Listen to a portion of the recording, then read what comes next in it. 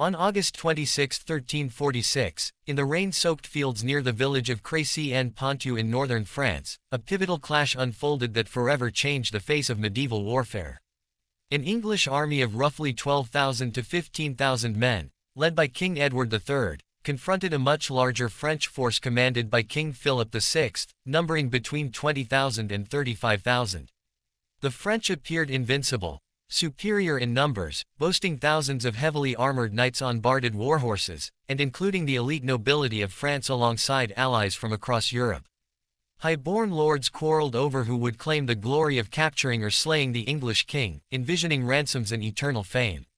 Yet, in a single afternoon of brutal combat, the battlefield revealed a shocking reversal.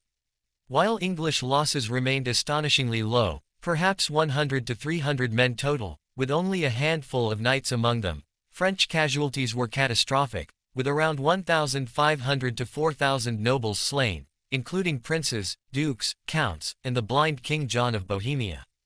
This was the Battle of Crécy, the day when centuries of armored knightly dominance crumbled in the mud, shattered by common archers armed with humble longbows of yew wood and string. The conflict stemmed from the Hundred Years' War, ignited in 1337 by Edward III's claim to the French throne through his mother, Isabella, daughter of Philip IV. In July 1346, Edward launched a massive invasion, landing near Cherbourg with what may have been the largest amphibious force in European history until modern times, over 1,000 ships carrying thousands of troops.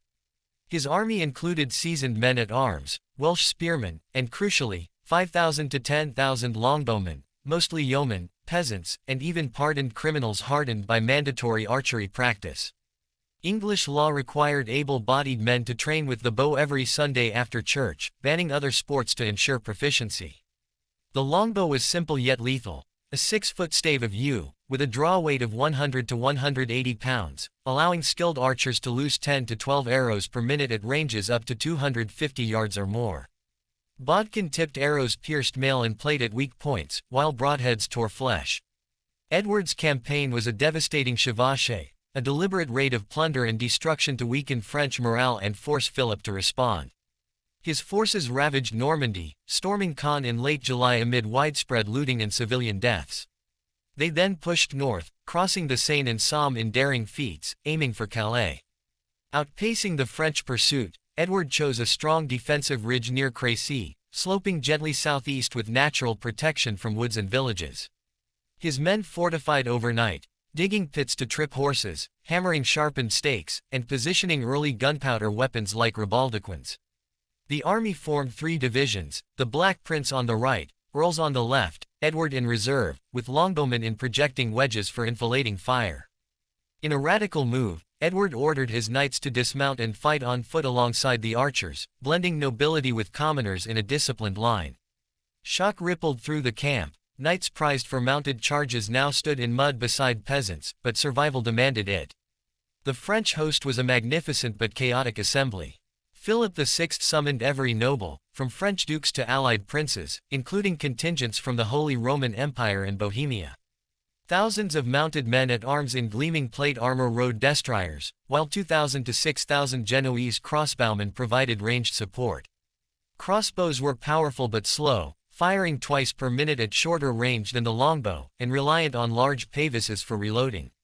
The French outnumbered the English, but exhaustion from a forced march, poor coordination, and aristocratic vanity undermined them. Late afternoon brought the French vanguard. A sudden rainstorm drenched the field, turning it to sucking mud. English archers protected their strings, keeping bows ready. The Genoese, advancing without pavises, left in baggage, and with possibly weakened strings, loosed a weak volley that fell short. The English replied with thunderous volleys, tens of thousands of arrows darkening the sky like snow. The Genoese routed, fleeing into the path of advancing French knights. In fury, nobles like Count Charles of Alencon ordered their own mercenaries cut down as cowards, slaughtering allies in the chaos.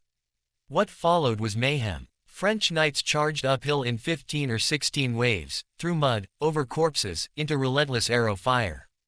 Horses, vulnerable in eyes, flanks, and joints, panicked and fell, forming barriers. Bodkin arrows penetrated armor gaps at close range, even non-penetrating hits jarred riders. Terrain became lethal. Pits lame mounts, stakes impale, mud traps armored men. When arrows ran low, archers retrieved them from bodies, recycling death.